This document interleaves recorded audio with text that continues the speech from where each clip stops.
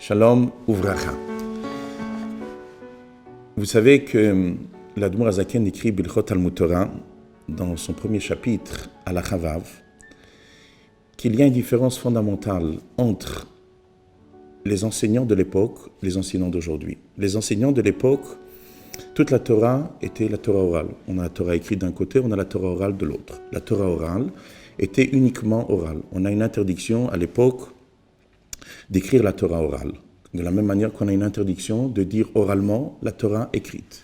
Rabbi Yehuda Hanassi, comme dit le Rambam dans sa préface, a vu, à cause que le béni Israël souffrait, la galoute, les gens, leur intellect est devenu très limité, il a décidé d'écrire la Mishnah. Malgré que la Mishnah était orale, mais il a décidé de l'écrire. Pourquoi? Parce que « Et la sot Lachem et ferutaratera » comme dit David Ameller dans les Teilim, lorsqu'il y a une nécessité, alors on est obligé d'aménager certains arrangements. Donc ce qu'a fait Rabbi Yehuda Hanassi, a écrit la Mishnah. Et grâce à ça, ça a permis que la Mishnah s'est transmise de génération en génération, à travers les écrits. Mais avant que la Mishnah puisse être écrite, tout était oral. Comme dit le Rambam lui-même dans sa préface, la seule chose qu'on avait le droit, c'est que chacun puisse prendre des notes. Chacun prenait des notes, mais officiellement la transmission se faisait oralement. Aujourd'hui que nous avons les écrits, donc on peut étudier le traité de Brachot, le traité de Shabbat, le traité de Uruvin, toute la Torah orale est écrite aujourd'hui, les Midrashim, tout est écrit. Donc le travail de l'enseignant, dit l'Admour Hazaken, n'est plus comme à l'époque. À l'époque, c'est de te transmettre oralement, et donc ce que l'enseignant ne transmettait pas, l'élève ne pouvait pas savoir. Aujourd'hui, tout est écrit. Quel est le travail de l'enseignant? Dit l'Admour Hazaken, le travail de l'enseignant est d'apprendre à l'enfant à apprendre, c'est-à-dire d'enseigner à l'enfant à devenir autonome dans son étude. Et tout le temps que l'enseignant ne s'est pas garanti que l'enfant est capable de répéter ce qu'il lui a enseigné, il n'est pas quitte de son devoir. C'est-à-dire, dans l'étude, il va avoir deux parties. La première partie, ce que l'enseignant va enseigner à l'élève, il va se garantir que l'enfant a compris, il est capable de répéter. Après ça, il y a ce que l'élève va faire tout seul pour pouvoir ne pas oublier cette Torah. Comme il y a une interdiction dans la Torah, pentishkar, une interdiction d'oublier la Torah. Et ça se fait à travers la révision. Je ne rentre pas maintenant à l'instant présent, qu'est-ce que c'est la définition de pentishkar pour l'Admour Hazaken, qu'il faut tout le temps réviser, rester sur le même passage à l'éternité, et de seulement qu'on connaît par cœur. On peut encore un petit peu avancer, si on n'a pas le droit de s'arrêter. Je ne rentre pas dans ce détail-là. Maintenant, ce que je voudrais m'arrêter sur l'autre détail, le devoir que lorsqu'on enseigne quelque chose, on n'a pas un devoir d'enseigner le texte, parce que le texte est là, mais le devoir est d'enseigner à l'enfant à devenir autonome dans les textes. C'est-à-dire, lorsque le maître va enseigner le traité de Brachot, lorsqu'il va enseigner un passage dans ce traité-là, il doit donner à l'enfant l'autonomie de ce passage pour tout le reste des livres, que ce soit le Talmud ou tout ce qui peut être relié avec ce passage. Ça, c'est le devoir de l'enseignant. Évidemment, la question qui se pose, comment est-ce possible?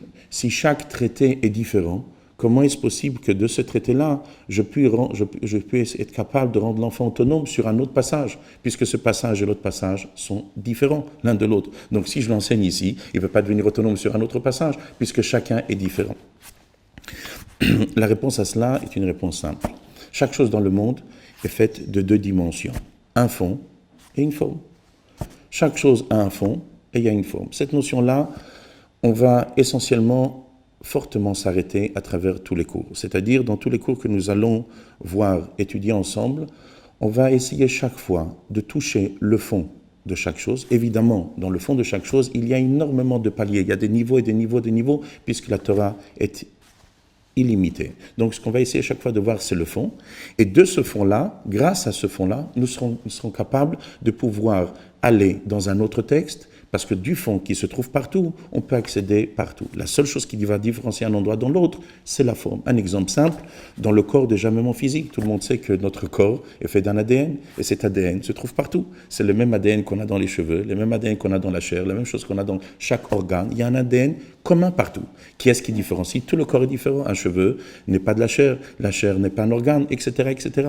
Mais dans le fond, tout est pareil. Lorsqu'on capte l'ADN, on est capable d'aller partout. De la même manière que c'est dans le corps de l'homme, c'est d'une manière universelle dans tous les systèmes. Comme par exemple, lorsqu'on trouve l'atome. Tout ce qui va différencier une chose de l'autre, c'est seulement dans sa forme. Lorsqu'on rentre dans le fond de la chose, il n'y a plus aucune différence. Lorsqu'il y a une maîtrise de l'atome, on est capable de prendre le bois, de rendre du fer, le fer de l'or, et c'est ce qu'ils ont essayé de faire, et jusqu'à aujourd'hui, c'est ce qu'essaye de faire la science d'arriver à maîtriser l'atome. Malheureusement, la petitesse de l'atome et les ustensiles que nous n'avons pas pour être capables d'être en contact avec lui nous permet pas de faire une telle chose. Mais dans le fond, c'est la volonté profonde. Donc dans la Torah, c'est la même chose. La Torah veut que le maître enseigne le fond de la chose pour permettre à l'élève plus tard de pouvoir accéder à plusieurs choses. Un exemple simple. Prenons ce que nous dit Rabbi Ishmael, Bishlosh Esrei Midot HaTorah Nidreshet. Tous les matins, on dit la braïta de Rabbi Ishmael avant la tfila, que Rabbi Ishmael nous a enseigné que par 13 voies, par 13 manières, la Torah orale est apprise. Une de ces manières, c'est Kal Vachomer.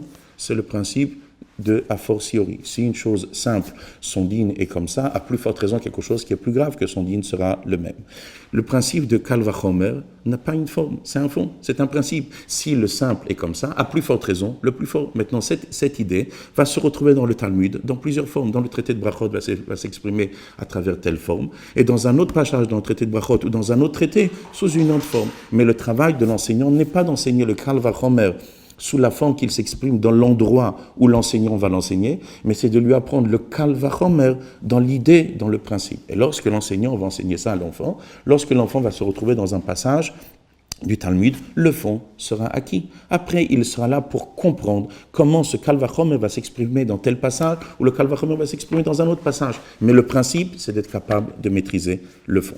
Donc, ce que nous allons essayer de faire ensemble, à travers tous les cours, comme je viens de le dire juste auparavant, c'est d'essayer, dans chaque notion, ne pas prendre la forme du sujet dans lequel nous allons étudier, mais au contraire de s'attacher dans le fond. Et lorsqu'on est capable de prendre le fond de quelque chose, à ce moment-là, on va s'apercevoir de quelque chose de magnifique. Comme je vous l'ai dit, tout est pareil. Vous savez, on trouve des conférenciers, ou des conférences plutôt, qui parlent du Shalom Bayit, des conférences qui parlent de l'éducation, des conférences qui parlent de la vie sociale l'un avec l'autre. Mais en vrai, toutes ces choses-là, c'est la même chose. C'est seulement des formes différentes. Le couple, l'éducation ou la vie sociale, c'est des formes différentes. Mais dans le fond, c'est le même. Je vais vous donner un exemple simple pour qu'on puisse le comprendre.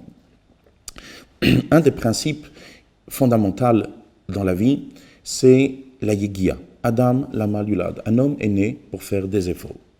Dès qu'une personne fait des efforts, automatiquement, il va devenir libre dans une multitude de choses. Entre un homme et une femme, l'homme est prêt à faire des efforts. La femme est prête à faire des efforts. Oui, il peut avoir un problème. Donc, un des principes fondamentaux des problèmes qu'il y a entre un homme et une femme, c'est la non-volonté de l'effort. Lorsqu'on prend un enfant à l'école, s'il fait des efforts, le professeur fait des efforts, la relation élève-professeur est totalement différente. Un employeur et un employé, les deux sont prêts à faire des efforts, chacun dans sa direction. Il pose le problème. Après, il faut savoir dans quoi faire les efforts, car l'effort, c'est le mouvement dans le fond. Après, il y a la forme. Évidemment, dans le couple, les efforts ont telle et telle forme. Dans l'éducation, l'effort a une autre forme. Et dans le travail, ça a une autre forme. Mais dans le fond, c'est une seule unique chose. Alors, imaginons-nous qu'un professeur va enseigner à l'enfant. Les parents vont enseigner à leur fils. L'employeur va enseigner à son employé de faire des efforts, rentrer dans le monde de l'effort. Automatiquement, dès qu'il rentre dans le monde de l'effort, toute sa vie qui va s'apparaître à lui va être totalement différente. Et à ce moment-là, il n'y aura plus aucune différence. Lorsqu'un homme est prêt à faire des efforts, il rentre dans le monde de l'effort, qu'il fasse un effort dans le couple, qu'il fasse un effort entre lui et ses parents, qu'il fasse un effort dans son travail, c'est le même mouvement, c'est un seul et unique mouvement. Ça, c'est ce que nous allons essayer de voir à travers chaque domaine que nous allons étudier.